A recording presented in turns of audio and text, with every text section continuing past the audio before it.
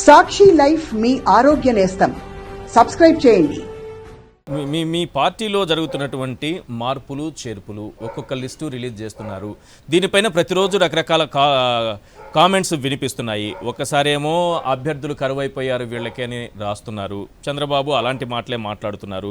కొంతమందినేమో ఉద్యోగులని ట్రాన్స్ఫర్లు చేసినట్టుగా ఎక్కడైనా ఉద్యోగులను ట్రాన్స్ఫర్లు చేస్తారు, కానీ ఈ రాజకీయ నాయకుల్ని ఎమ్మెల్యేలను కూడా ట్రాన్స్ఫర్ చేయడం అనేది మొదటిసారి నేను జగన్ దగ్గరే చూస్తున్నానని అంటున్నారు. లోకేష్ అయితే ఇక్కడ పనికిరాని దాన్ని తీసుకొచ్చి చెత్తను తీసుకొచ్చి పక్క నియోజకవర్గంలో పోస్తే చెత్త బంగారం అవుతుందా అని మాట్లాడుతున్నారు. ఏంటి మార్పులు చేర్పులు ఏంటి, ఈ కామెంట్స్ ఏంటి, ఈ కామెంట్స్ పైన ఏం చెప్తారు సార్? ఇప్పుడు నా మీద గతంలో దేవినేని అవినేష్ పోటీ పెట్టాడు సార్ చంద్రబాబు నాయుడు.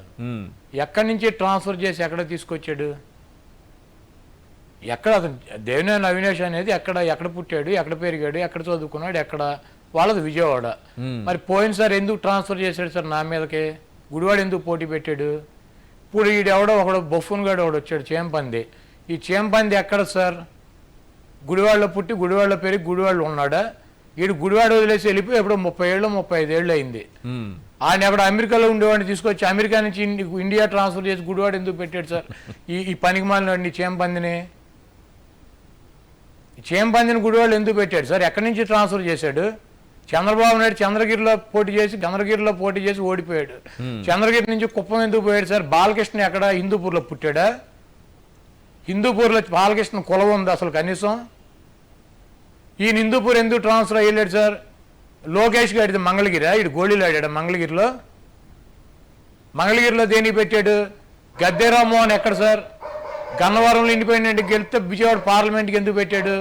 తర్వాత విజయవాడ సిటీలో ఎందుకు ఎమ్మెల్యే పెట్టాడు? దేవినేని ఉమాది ఎక్కడ సార్? నందిగామ అయితే తీసుకొచ్చి మైలవరంలో ఎందుకు పోటీ పెడుతున్నాడు?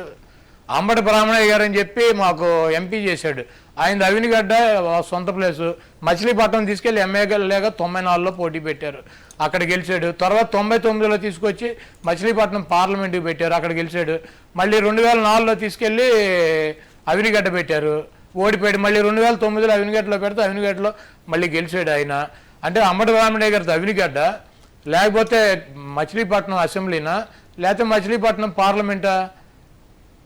అన్ని 420 మాటలు 420 నాగొడుకులాగా చంద్రబాబు నాయుడు నీతులు చెప్పటం, ఏదో నిజాయితీ పడిలాగా నాకు తెలియదు. ఇవన్నీ ఎవడ నమ్ముతాడు సార్ ఈ రాష్ట్ర ప్రజలు? ఒక రాజకీయ పార్టీ అక్కడ ఉన్నటువంటి అభ్యర్థుల్ని కుల సమీకరణ ప్రకారం రకరకాలుగా మార్చుకుంటుంది.